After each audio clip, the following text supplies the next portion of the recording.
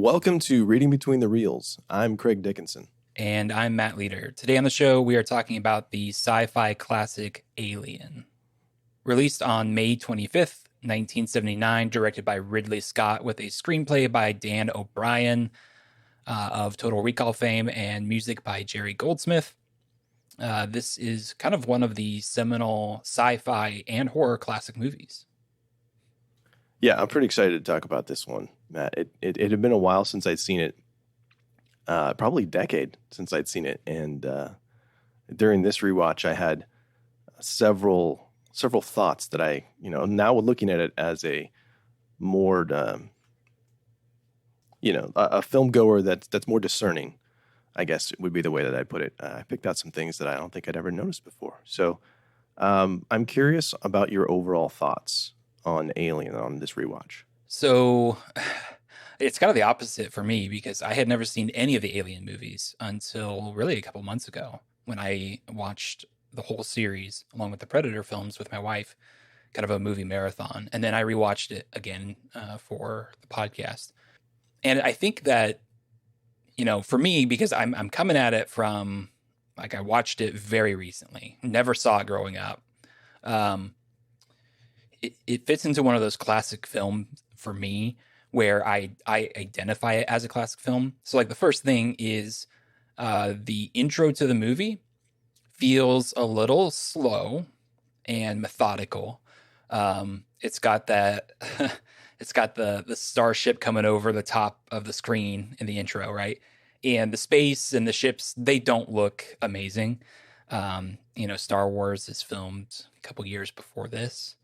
And I think it holds up much better. Of course, that's kind of a magical film in terms of special effects. So once the characters come in, though, it really picks up for me. And I totally understand why it's kind of a classic sci-fi horror film. I think it holds up really well, the movie itself, the story, the characters.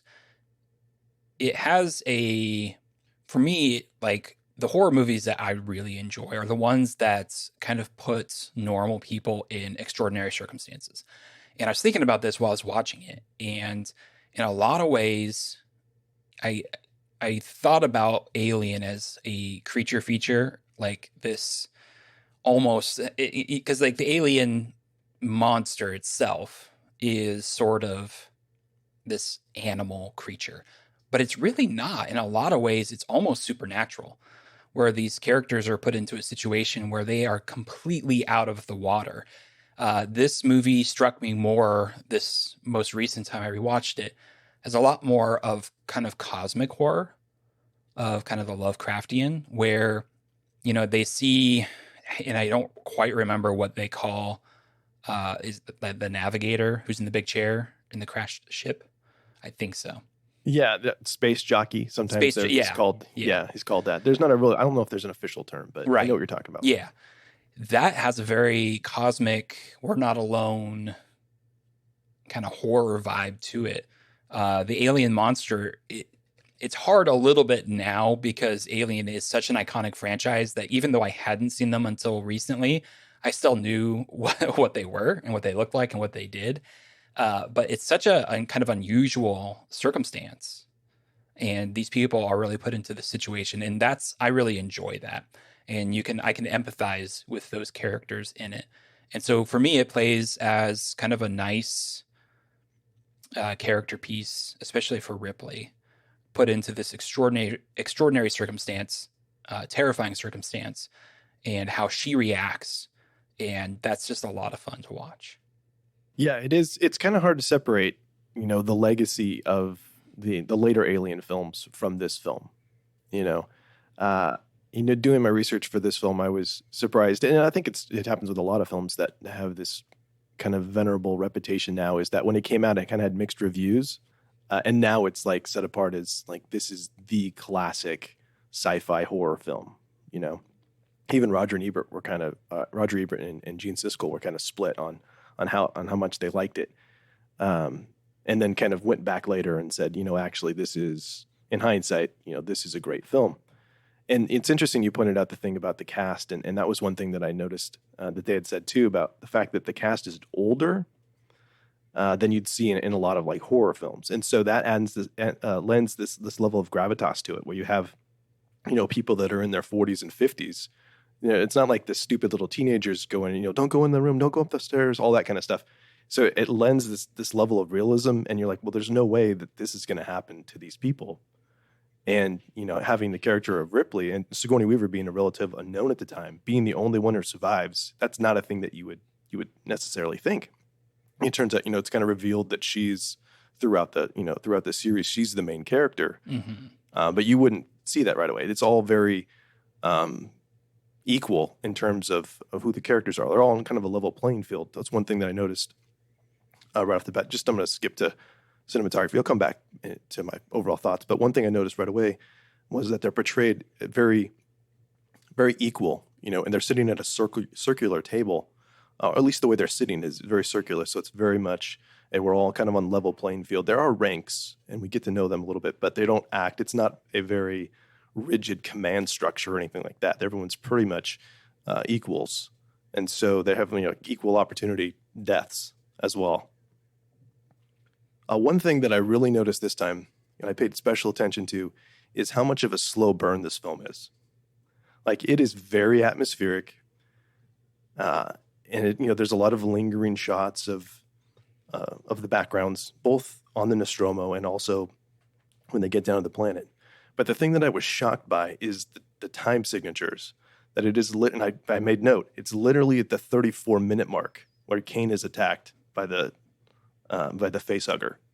And the chest burster scene, the infamous chest burster scene, doesn't happen until 56 minutes into the film. It's almost halfway over before that happens. Yeah. How much world building did they do before you even get to that point? I thought that was exceptionally cool. I mean, we've talked about Star Wars too, how Star Wars is slow by modern film standards. This film is even slower. But some things that I noticed, again, that I really liked, they're very slow, lingering, like wake-up scene at the beginning, is that, do you know who the first character is who wakes up? Do you remember? Is it Kane? It is Kane. Okay. And I was like, the first guy we get to know Yeah. is the first guy who dies. And so for me, that was like, I'm going to keep track of who dies and in what order. Because I just thought that's fascinating that they have this character we get to know the longest is the first one that dies, and John Hurt is phenomenal in this film. I think, like, we'll get down to it a little bit more, but he's like the best special effect in this film. He sells that chest burster scene so well.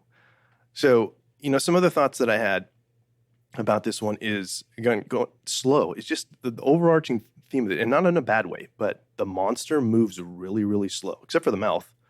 But the way it walks and creeps up and lowers itself, it's very slow. It's very deliberate. And it's doing that out of a sense. It has no fear, right? It is completely unmatched by the characters in this film. It's killing indiscriminately with like no motivation other than the fact that it can. It's just, you mentioned the supernatural aspect of it. And there's a little, I mean, I guess that makes sense. Like, there's no motivation for it other than it's just this overpowering evil force.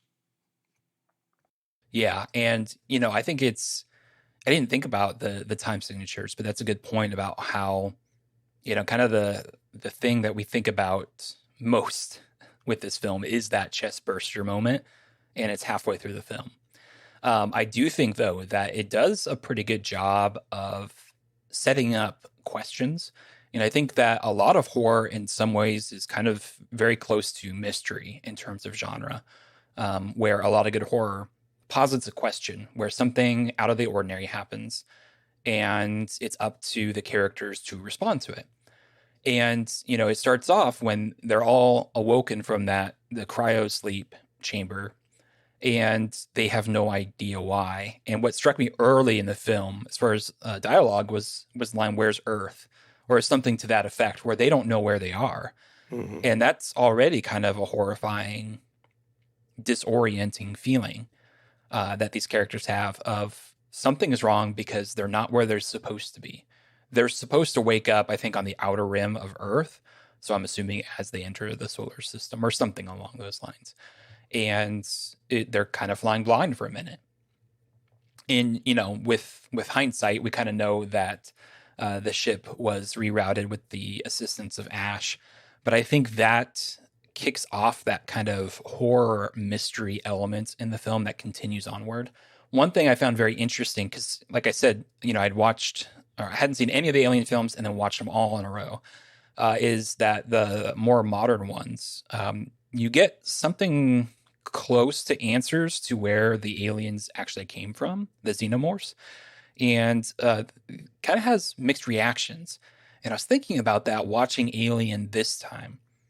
And I think one of the fun parts for me is seeing that space jockey and seeing the kind of semi-humanoid appearance and just having no clue what it was, where it came from, the giant horseshoe spaceship, again, same thing, and then all the eggs.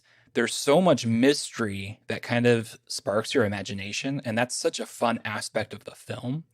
And when you get those answers, sometimes it can feel a little disappointing because it doesn't quite live up to your imagination. And it reminds me of the midichlorians in Star Wars, where the Force is this mysterious force, and it's kind of okay like that. It's kind of okay just being mysterious, right? And I kind of wonder, and there's news that there's probably a new Alien series coming out, because I believe Disney owns the rights to Alien now, the Alien franchise. So next on the list in Disney Plus is Aliens. And I kind of wonder, what direction they're going to be taking the whole franchise. Because another interesting aspect to this is very much a slow, isolated, it's almost a cabin in the woods experience for the characters because they're cut off in space. Is it going to stay that? The next movie in the franchise, Aliens, is much more of an 80s action movie. And so it's like there's a lot of different directions that this franchise could go. And I do kind of wonder, which direction it's going to take, whether the future of the franchise is going to stick more to its roots in this movie or not.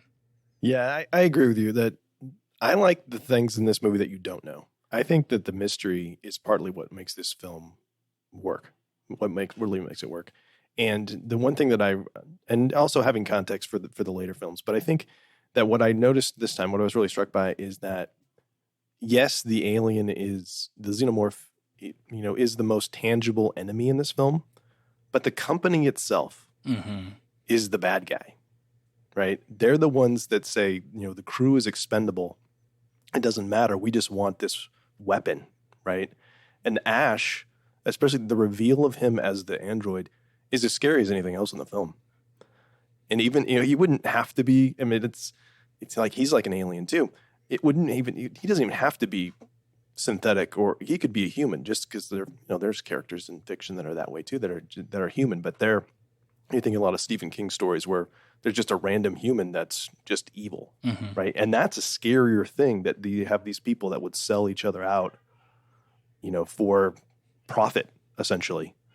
And so it almost doesn't even matter where the alien comes from, because the true evil in this film, is, this company that really is only concerned with the bottom line. Yeah, and I think that's fantastic. You're talking about John Hurt's performance, and I think that who's the actor who plays Ash? Ian Holm, who plays Ash. Bilbo. Yeah, Bilbo. Back to our Hobbit references. Is fantastic. Yeah. It is a very unsettling scene when he's attacking Ripley and starts to malfunction. And the first time I saw it, because it was so recently, I was like, why is he sweating milk? Like I did not understand what was going on. And it's like, oh, he's an android. Like, oh, okay. I kind of get this. But it was the sound effects. I'm not entirely sure whether, I know they used some animatronics for the scene when his head was off.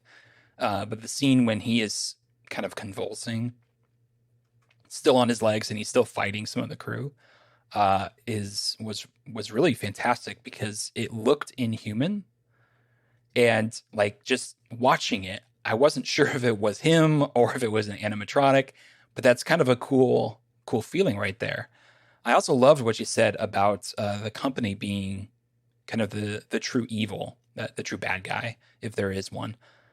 Not only does that kind of ground the story in something real, because I'm sure we could all come up with horror stories of workplaces and stuff at some point from our lives.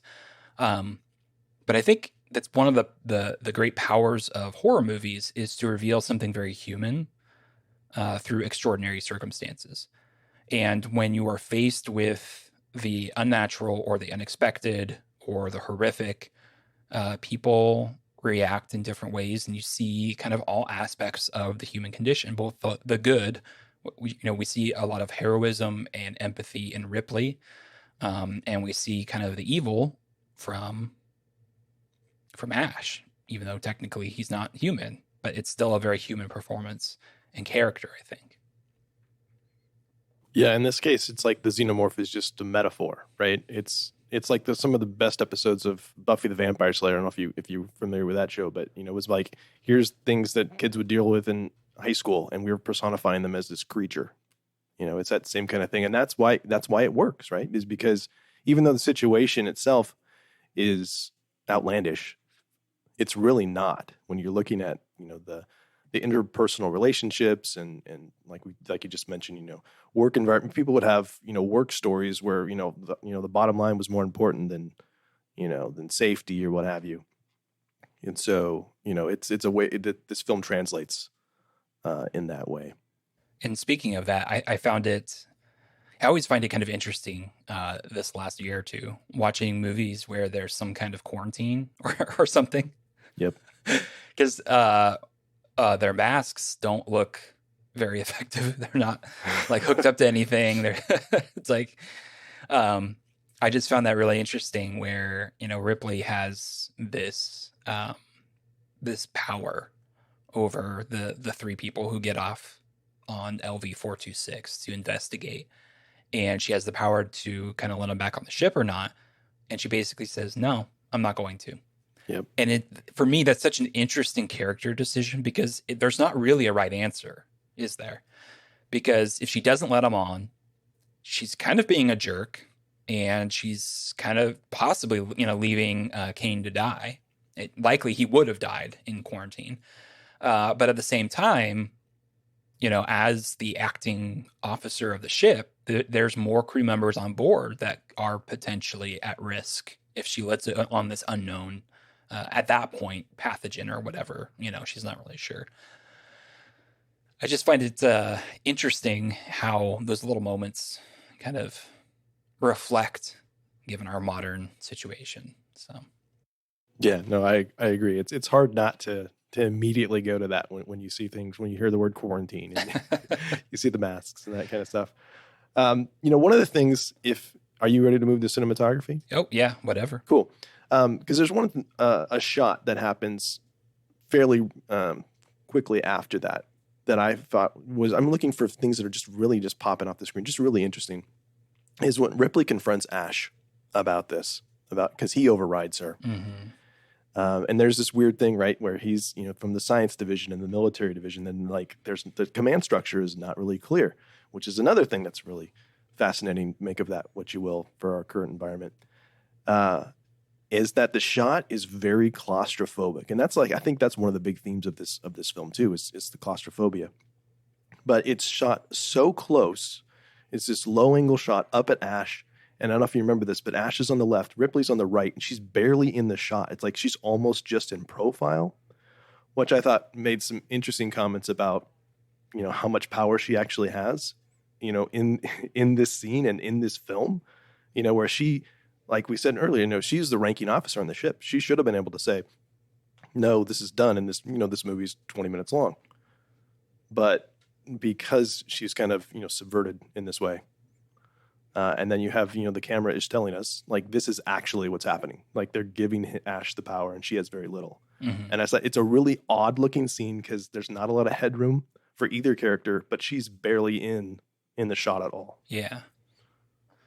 It kind of strikes me because, one thing that we've talked about personally is that going back to kind of our roots, talking about Star Wars just for a moment, how Princess Leia is kind of an awesome character.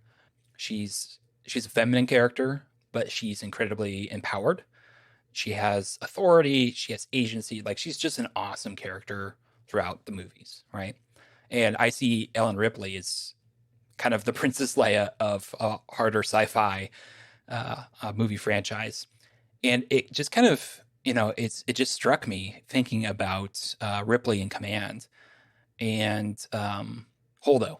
Yeah, Admiral Holdo. And if those two are not a little similar to each other, and Poe is kind of similar to Ash in that situation of kind of taking things on his own and doing what he thinks is best. And we kind of know that, Ash has ulterior motives from the company, so it's not a perfect analogy. But I just think it's kind of interesting that, power being subverted is kind of this theme that is kind of echoed in The Last Jedi from this film that's 30 years, 40 years older. Right.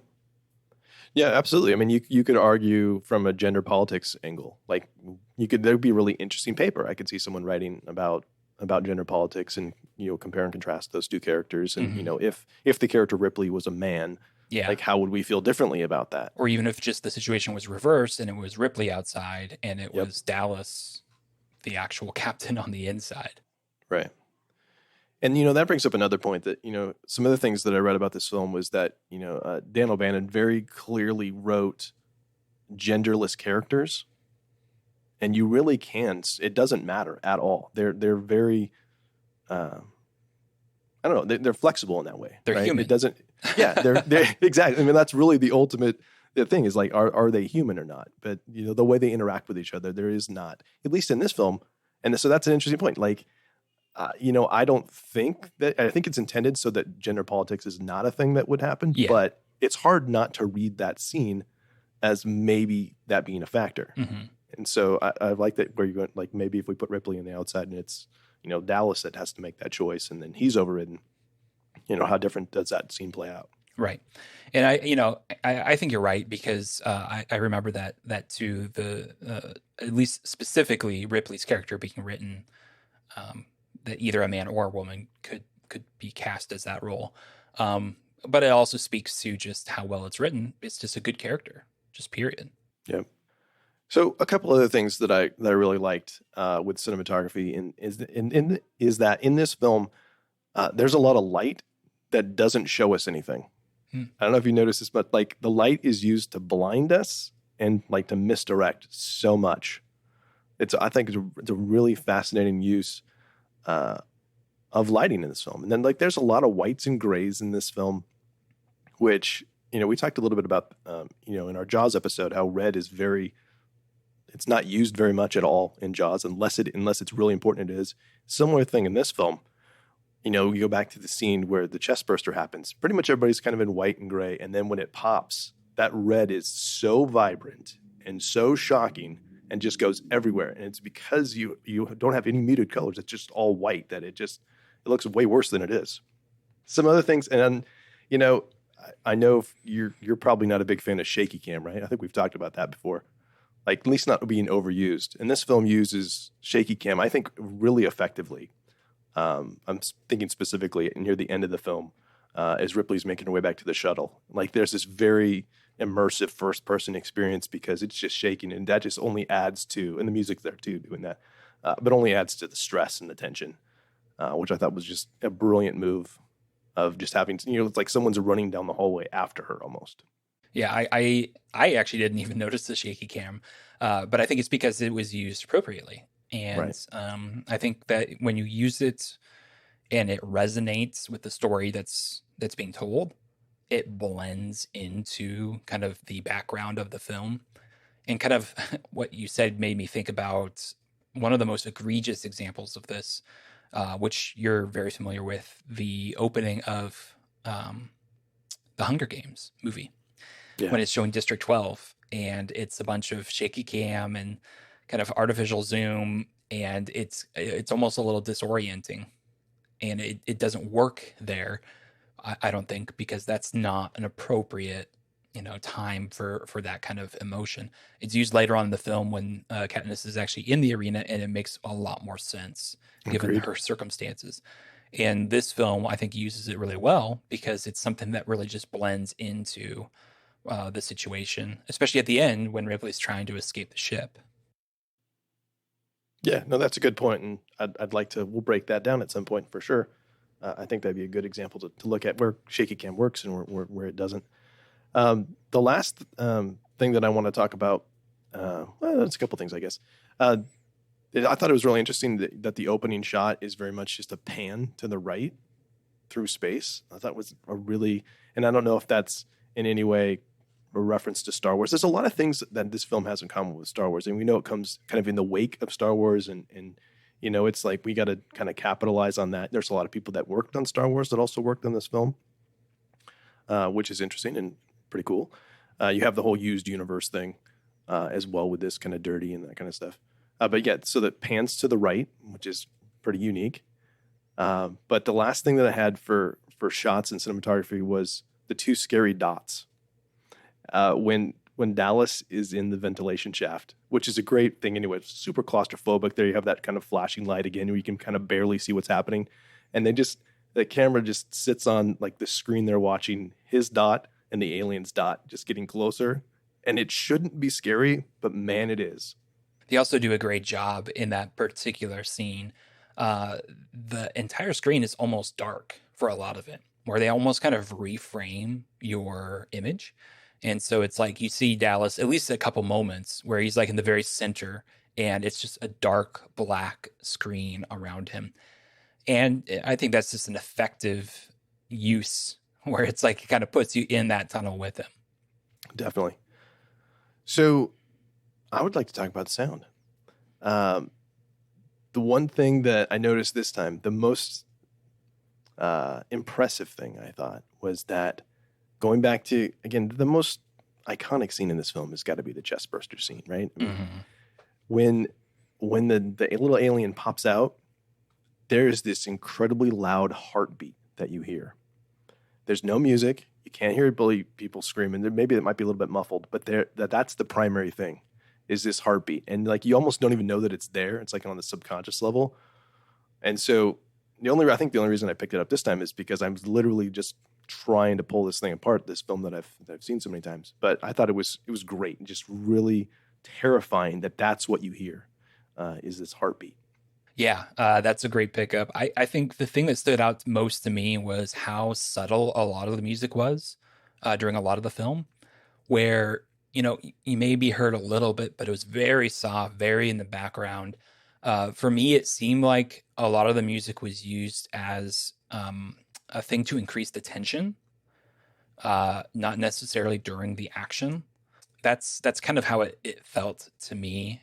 The one that really stood out was the moment when they first kind of see the spaceship on the planet, and you get this kind of mysterious, tense sounding music where it's kind of a mystery, and they're not sure what's going to happen. But then, like, sometimes when I would expect to hear music, I didn't, and I was a little surprised not to hear kind of a score, because I think that's a really big part of film. And it's a big part of modern film, having this score to kind of guide people's emotions. And in some ways, I almost feel like it's a little bit of trusting the audience, but also kind of trusting the script and trusting that almost a lack might be more unsettling than having music there, because you don't hear anything. Or all you can hear are the sounds of the ships or Jonesy running around or something like that. Right. Yeah, I think that's a great point. I mean, we mentioned earlier that it's Jerry Goldsmith that did the score, and he's written some incredibly distinctive and familiar themes. I mean, he's did several Star Trek themes. I'm thinking of like Wrath of Khan, Star Trek 2. There's some really provocative and great leitmotifs in that one. The Rambo films, you hear Rambo's theme through his first 3 Rambo films he did. And I can just think of different themes that he's done, and I can still hear them right now. But with this film, there's not that I could tell. Was there any leitmotif? the music's very sparingly used, like you mentioned. Again, just kind of for atmospherics, it's a kind of a very restrained Jerry Goldsmith score. But there was one thing that I liked that he did. He did one thing that I really liked. We did lots of things I really liked, but one thing that I liked that he did was when Parker died. And I don't know if you got this one, but listen for it again. When Parker dies, there's almost like a play on the Psycho riff. It zooms in on the alien's face, and you see the extension of the little mouth come out, and it's great. I mean, I don't quite know how to describe it, but it kind of escalates to like this crescendo, and then there's a little play on the Psycho theme with the shower scene, which I thought was a cool little moment. Was there anything else that you wanted to talk about? No, just the last thing I was going to mention was when they're on the planet. Again, very sparingly. There's some breathing sounds when they enter the ship, and no dialogue for the longest time. All you hear is just Dallas and Kane. And is Lambert? It must be Lambert out there as well. That are breathing, and that's all you hear. Which again, it's creepy. Like, why would if it was me on that planet, I'd be talking the whole time because I'd be nervous. But it's really restrained, and it's just the breathing, which it's pretty immersive, I think. Mm-hmm. So just to jump into kind of performances, which we've already touched on a little bit. I think they are pretty great across the board. The one line, my favorite line is when Ripley is talking to Ash after they kind of turn him back on after taking his head off. The last line that he says, which is, I think, kind of the perfect horror movie line. Ash says, "I can't lie to you about your chances, but you have my sympathies." And it's such just kind of a hopeless statement wrapped in pleasantries. Mm-hmm. That it's a great middle finger to the crew, where Ash really and rightfully does not give them much hope of survival. Yeah. But I think that to me is just the best line. And like I said, Ripley is amazing. The rest of the crew, I think, do a good job. I think Ripley shines the brightest. But the two mechanical people, Parker and Brett, have a nice little chemistry with each other, kind of playing off each other. So I enjoy that.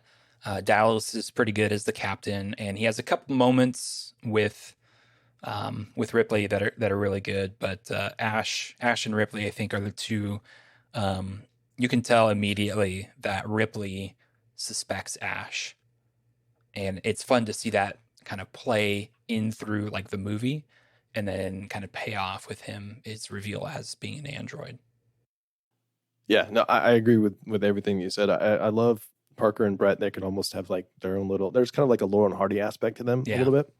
I love just scene earlier in the film where after the landing craft is on LV-426, and it's broken and they have to fix it, and they're talking to each other, and one of them says it's going to be 17 hours, and so then I think it's Parker's like, yeah, it's going to be at least 25 hours. So they're always like over promising or under promising and overperforming. Like they're always kind of overselling what it is. Yeah. There's a scene where Ripley confronts him, and then like the steams are on really loud, and they're talking super loud, and like, oh, I can't hear you. And then she leaves and to turn it off. Yeah. Yeah. Which is great. I'm like, again, you kind of identify with these characters. Like we've all known people like that, or they're kind of funny, and you feel bad for them when they die. We mentioned John Hurt, just amazing. Again, I said he's the best special effect in the chest burster scene. Him just flopping around sells it. He's just choking, and he's right there. I mean, it feels real. Something that's great about that scene that I read is that Veronica Cartwright, who plays Lambert, did not know what was going to happen. And so, like, the horror on her face is legitimate. Oh, yeah. And I think she's great in this at all, in this movie, period. If anybody's melodramatic, it's her. But, like, in this situation, like, I think it's pretty legitimate. That's how it's warranted. He would act. Yeah. It's absolutely warranted. But she freaks out very effectively.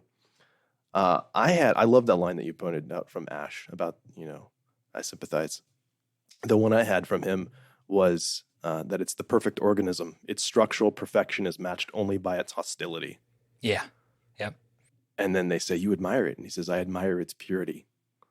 Where he's, he's emotionless in that regard. It's just, the fact is, this thing's amazing and you are going to die because it's more impressive than you are. Basically.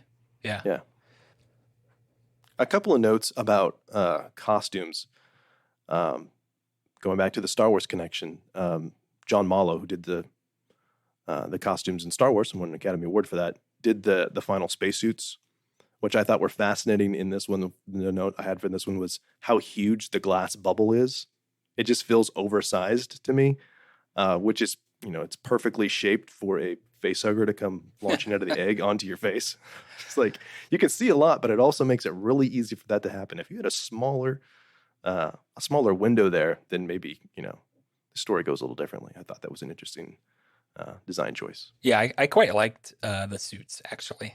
I think I don't know, for me, it's just different enough to kind of fit the unidentified future time that this is in. But everything is very worn. Everything's very used. For me, it has the kind of old classic sci-fi look to a lot of things, where when the crew is sitting in the shuttle to go land on the ship, there's lights all around them, and they're all blinking, but for no apparent reason. And the mother chamber, whatever they want to call it, right?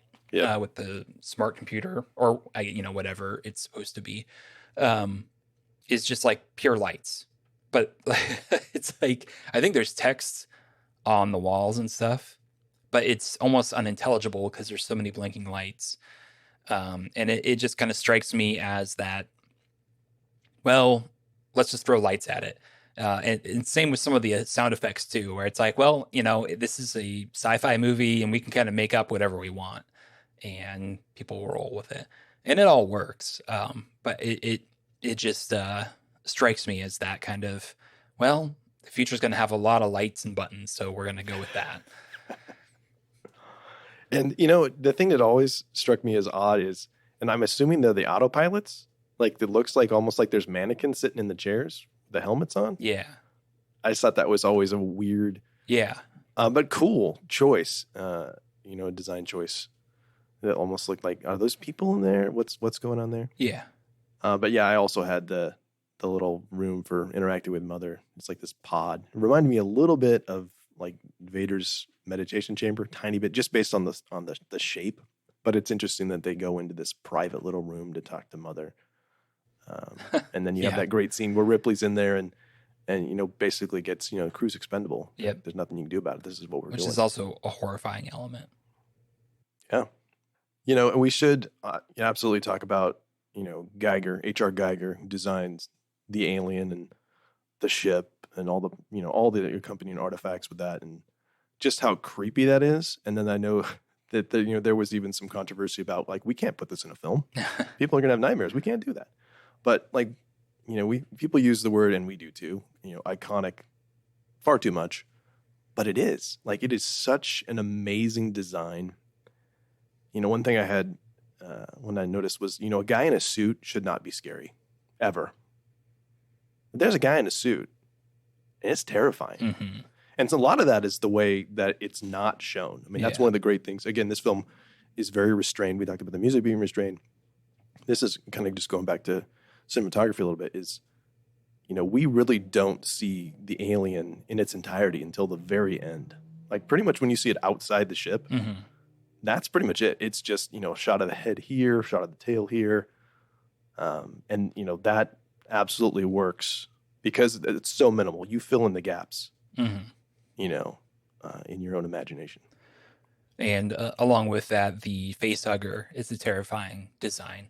Claustrophobic, where it is quite literally smothering, but it just looks like a horrific thing to kind of go through, where it is wrapped over Kane's face. And, when they try and take it off, it tightens its tail around his neck. Yep. It just doesn't look fun. And what I mean by that is like, it's just this experience where you could, if you imagine yourself being in that situation, you kind of shudder a little bit, like you don't want any part of it. And I think that's really good design for horror film. Yeah. And a lot of metaphor with that. If you get into it, there's a lot of like sexual assault. I mean, I Yep. know we're a PG show, but not to get too deep into that, but there are hintings at that if you want to do, I mean, this movie is ripe for writing essays and stuff like that, and doing film analysis when you can go all kinds of different ways about what's happening about Kane being impregnated and then bursting out, and all these fears, irrational or not, that happen. I mean, this film taps into some psychological things in ways that few films do. Absolutely. But yeah, ultimately, it's just really creepy and really effective. Yeah, I had those eggs too. Even just the eggs, like just with the light, and I heard that's Ridley Scott's hand in there, which is kind of funny. But like just that, shining the light behind something and seeing something move, very restrained. You don't really get to see. And you know what else you don't get to see is that we get to see the facehugger launch onto Kane's face, right, onto his helmet, and then it cuts away. Did you notice that this time? Like, the next thing you see is like, "Hey, let us in." Yeah, you don't actually see it. Not really. Yeah. A lot of that. The film is very restrained. I thought, like, did I skip something? Is there something wrong with my DVD? That's just, there's just choices to give you just the bare minimum, just enough. Yeah. Well, again, it comes back to, for me, to kind of the mystery. But also, I think brilliantly, it puts us in Ripley's shoes when she's trying to decide whether to let them on the ship or not. Because, if it's just like some random animal, for example, if it were like a bear attack, and he got hurt, yeah, let him on, get him in the med bay, all that kind of stuff. But we don't know. We don't know what is happening to him. And so I think a lot of people, it's hard to guess, but I think people may have been very sympathetic towards Kane and the crew who went out on LV-426 because they're like, yeah, let him on the ship. And Ripley doesn't. And it turns out to be that's the correct decision to make. But we can't know that, So I think there's that element of mystery and suspense and kind of putting the audience in the character's shoes that I think is really effective storytelling. Yeah, no, I think that's a great point. Like, we have very little information, and neither does she. And so that you can, how would the film be different if we had seen that? Would we be like, no, don't open the door? Yeah, I think we would have. Right. Or at right least now we're just like, that guy's hurt. Yeah. And speaking of, again, going still on set design, the space jockey. The thing I always forget with this is that there's actually a chest burster has happened to this character. It's like, guys, that's pretty big foreshadowing for what might be happening. And I know, like, they're basically in this impossible situation. Like, they don't even want to be here. Right. But it's like, the filmmakers are telling us something very violent is going to happen. Yeah. And I think that's great because it's kind of a horror trope where you're yelling, and we talked about this earlier, you're yelling at the teenagers, like, don't go off into the woods by yourself. Don't split the group up. Like, don't be an idiot. And these people aren't. Like, no, this ship is it's derelict, it's abandoned. There's no signs of life whatsoever until they're already in the ship. And even the chest burster on the space jockey, that is definitely foreshadowing, but it's like, they don't know that yet, and for all they know, maybe he was, shot through the back or so, there's mystery there. They're not sure. I don't classify it as like stupidity, where it's like they're just being ignorant or stupid. And I think that's great when the characters are acting rationally, as with the information that they have, but they still stumble into danger. Yeah, no, I'm just checking my notes here for how people die, and I don't think there's anything that's really stupid. I mean, you have, we talked about how Kane dies. Brett dies while he's chasing down the cat. chasing down the cat, but Arguably you need to have a little stupid, but sure, but they're also like the only way they have to track the alien is with motion sensor, right. And so like you got to eliminate that. That's the way I read it. Like you got to eliminate the possibility that it's the cat. Yes. Right. So you take care of that, and then you have this great shot of like it shed its skin. Right. Oh my gosh, that's creepy. I mean, Dallas, we can like he's going after it. Like we got to do something about it. But he's also got like a weapon. Like he's not unprepared. He's not being an idiot. Right. They're tracking. It's risky, but not stupid. Sure. And then, let's see. Well, Ash dies, but that's different. That's because that's different, right? And then you have Parker and Lambert, and they're ambushed. Yeah. Looking for coolant for the shuttle. Like it's time to go. We can't leave though until we have this stuff. Yeah. And then he's just in there waiting for him. Right. And so you're right. There isn't any. Well, you know what? I'm going to go outside in the in the shed, and no, there's none of that. Like that's what's scary. Like what could they have done differently? Yeah. Any closing thoughts? I think that first off, the film absolutely holds up. That's my biggest takeaway. The only thing for me that doesn't hold up is the final explosion of the Nostromo. It's really cheesy. And it happens like 3 times. Like if it would have just gone once, I'd have like, I'm okay with it. But like they lingered on it. They're like, here's a shot we're really proud of, and we're gonna just let that, we're gonna let that kind of marinate and hope you like it. Yeah. I did not. That was the one thing that kind of took me out of the film. Well, we've talked about the fact that it feels real. That there's so much realism to this film that only adds to the horror, the ages of the characters, those kind of things. We just mentioned that there's really nothing else they could have done. They didn't make stupid choices. They were just in an impossible situation. I love the fact that there is, and I know this was a late addition, that there's the final reveal of the alien on the shuttlecraft. Yeah. We didn't really talk about that. That you're like, we finally made it, and it's going to be over, and like that could have been it. But you get one more reveal of the alien on the ship. That's such a great scene because you relax, and then it's like, oh my gosh, no, it's not over.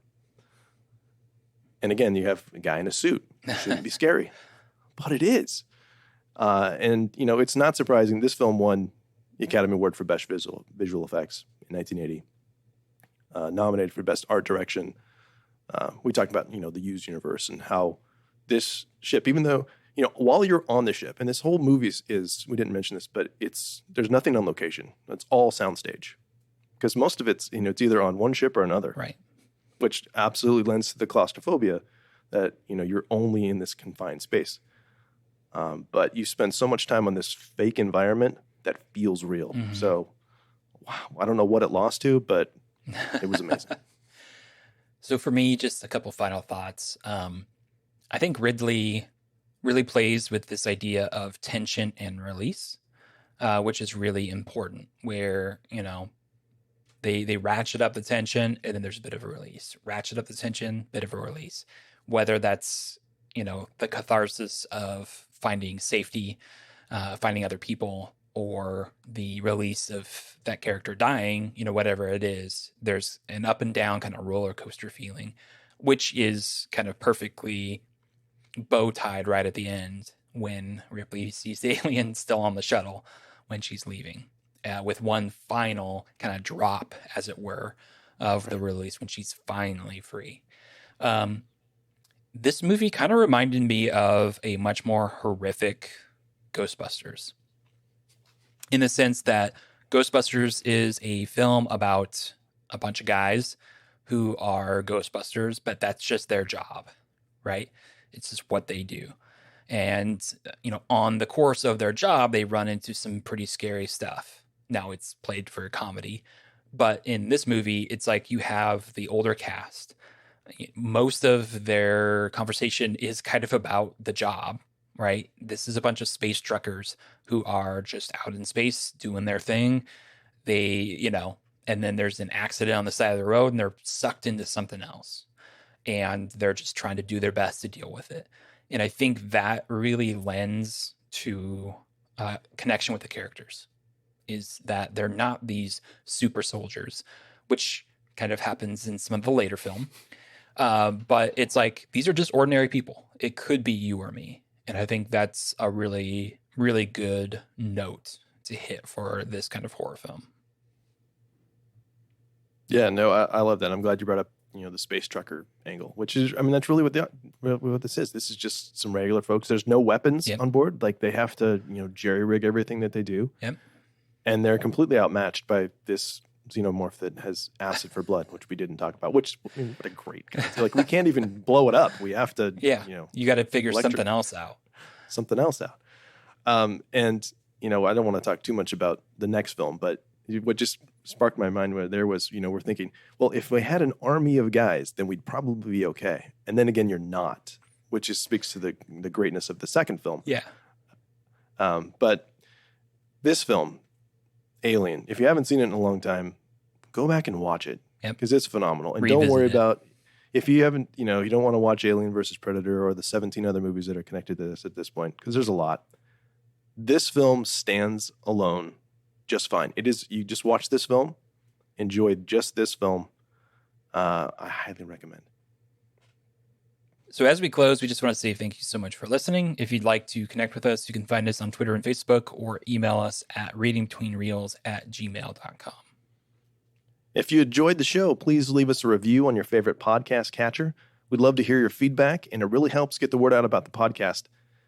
And if you haven't yet, please join our Facebook group. It's a safe place to share your thoughts and discuss all things related to movies.